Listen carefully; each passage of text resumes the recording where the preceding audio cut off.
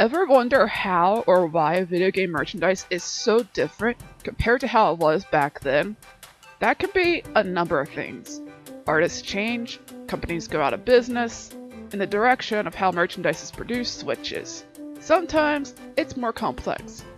Let's take a look. Tadashi Yamashita designed Pac-Man, while Bally Midway distributed IP to various merchandisers with no particular reference, so these guys had creative freedom. This brought us the Weird Ben Cooper Midway Pac-Man figures. They're flat for the most part and are made of rubber with a wire skeleton.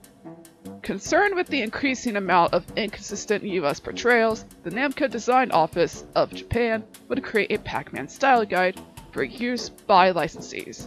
The guidebook featured the master illustrations by Tadashi Yamashita of the Pac-Man characters, logos, and color values, in addition to the provided images being usable as merchandising artwork.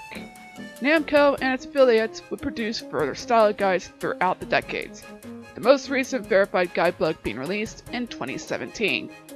Style guides are paramount for merchandisers to design products properly, and most of the merch made back in the 80s and even 90s went off of standard box art.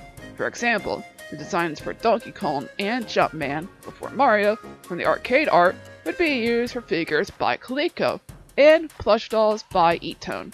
Though Jumpman was ultimately scrapped, there's a prototype of the plush, and this guy is historically the first Mario plush. It wouldn't be until Mario Bros., not Super Mario Bros., Mario Bros., that Mario would have the iconic design we know and love. Also Luigi!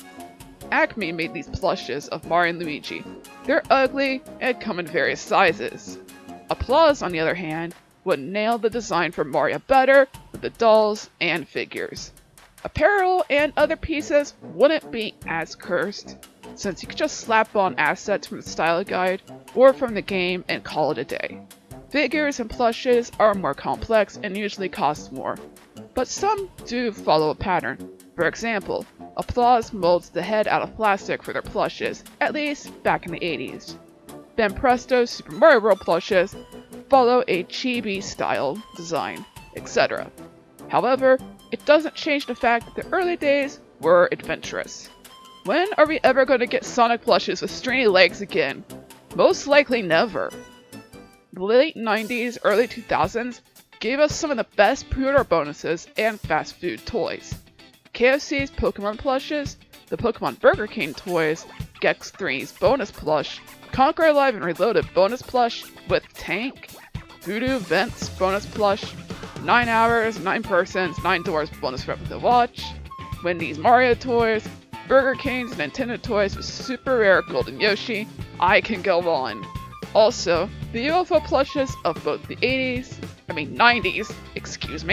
and early 2000s were some of the most iconic and memorable. So, why the change between the 2010s and now? It's a rather tragic tale if you grew up in the retro gaming era. When physical copies ran the risk of selling out, pre-orders were mandatory to secure you a copy of the game.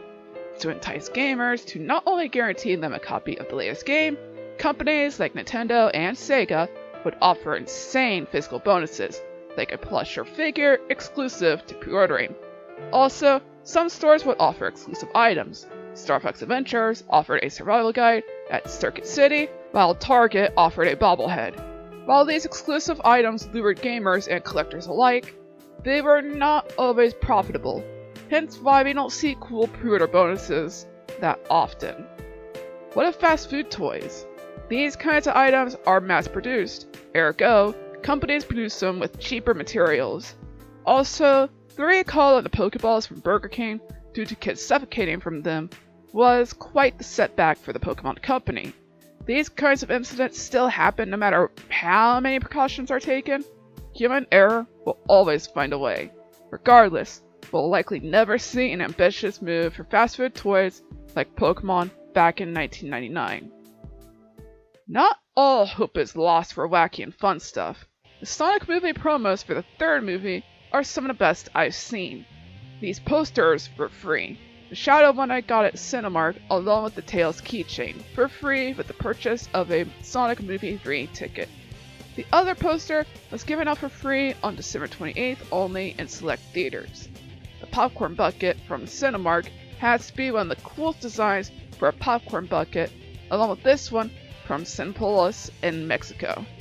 At AMC, these plushes were available to buy, which is something I longed for ever since those Russian exclusive plushes were showcased back in 2020.